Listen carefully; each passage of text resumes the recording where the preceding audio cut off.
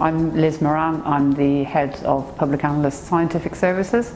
We have a cooking validation test kitchen here at our headquarters in Wolverhampton.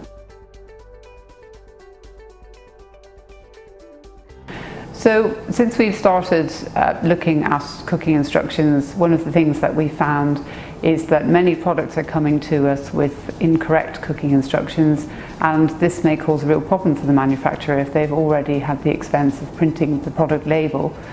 So when we follow the cooking instructions that we're given, the product is insufficiently cooked.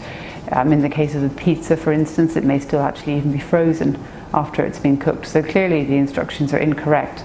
And if a consumer was to follow those in their own home, they're going to be unable to eat the product because it's not cooked properly, but equally it's damaging for the brand because they may decide not to buy that product again because they didn't think it tasted right. There is a safety element to incorrect cooking instructions as well, particularly with raw meat and fish, and we have found with joints of raw meat where if the cooking time and temperature are not sufficient, that the core of the product is still cold, and of course this means that food poisoning bacteria are not killed during the cooking process and could therefore cause food poisoning if the product is consumed.